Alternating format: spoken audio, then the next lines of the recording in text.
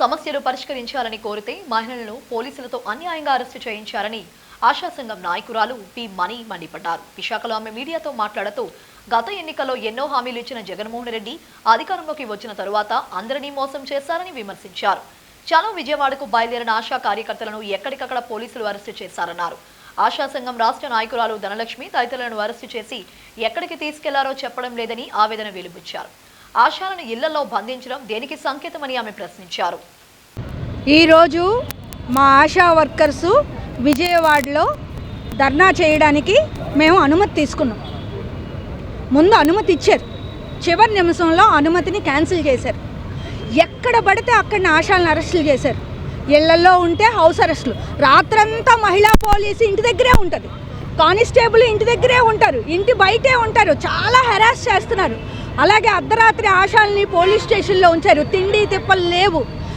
Jos programme, Jagananna ఆరోగ్య సురక్ష programme జరిగితే అక్కడ ఆశాలను అరెస్టులు చేశారు.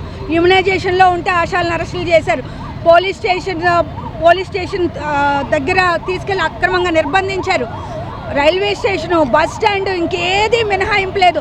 ఆఖరికి మా సెల్ ఫోన్లో యాప్లు చూసి కూడా మమ్మల్ని అరెస్టులు చేస్తున్నారు. ఇంత నిర్బంధం ఎందుకని అడుగుతున్నాం.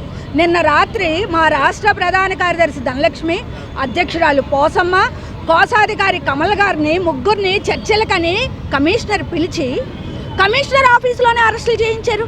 ఇంతవరకు మా ధనలక్ష్మి గారిని ఎక్కడ పెట్టారో తెలీదు. నిన్న రాత్రి 7 గంటలకు అరెస్ట్ చేశారు. ఇంతవరకు ఆవిడ ఆచూకీ తెలీదు. ఆవిడ ఉందో లేదో, ఆవిడ క్షేమంగా ఉందో లేదో తెలీదు. ఇన్ని బాధలు పడి విజయవాడ వెళ్తే వాళ్ళందరినీ తీసుకెళ్ళి మచిలీపట్నం అవతల ఉన్న పోలీస్ క్యాంపుకి తరలిస్తున్నారు. మచిలీపట్నం అవతల అంటే రెండు గంటల ప్రయాణం. ఎవరిని తిన్నివ్వట్లేదు, తాగనివ్వట్లేదు, ఒక టీ ఇవ్వట్లేదు, టిఫిన్ పెట్టట్లేదు, భోజనం చేయనివ్వట్లేదు, పడుకోనివ్వట్లేదు. ఏంటండి ఈ దుర్మార్గం? ఎందుకు ఇంత నియంతృత్వం? 2 సంవత్సరాల క్రితం మేము చలో విజయవాడ కార్యక్రమం పెడితే కమిషనర్ గారు పిలిచి, మినిస్టర్ గారు పిలిచి మీ సమస్యలు పరిష్కారం చేస్తాం, చలో విజయవాడ కార్యక్రమం పెట్టకండి అంటే మేము ఆపేసాం. అయినా మా గురించి పట్టించుకోలేదు. ఇప్పుడు ఎలక్షన్స్ టైం కాబట్టి బలహీనల గొంతు ప్రభుత్వం వింటుంది కాబట్టి మళ్ళీ మేము ధర్నాకి పూనుకుంటే మమ్మల్ని అణిచేస్తున్నారు.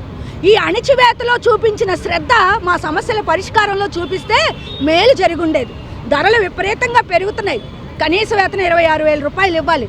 కోవిడ్లో ఆశా వర్కర్స్ చనిపోయారు, వాళ్ళకి నష్టపరిహారం చెల్లించాలి.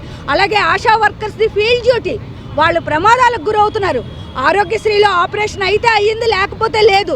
వాళ్ళకి ఎటువంటి నష్టపరిహారం గవర్నమెంట్ చేయట్లేదు. ప్రమాద బీమా సౌకర్యం లేదు.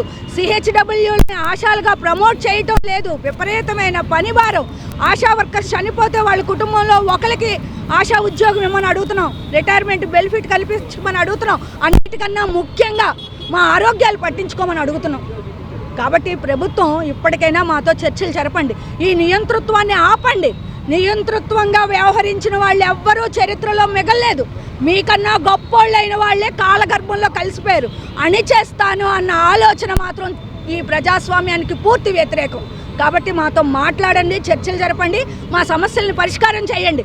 లేదు, కాదు, కూడదు, అణిచేస్తాను అంటే మాత్రం మీ ప్రభుత్వానికి నూకలు ఉండమని చెప్పి హెచ్చరిస్తున్నాం.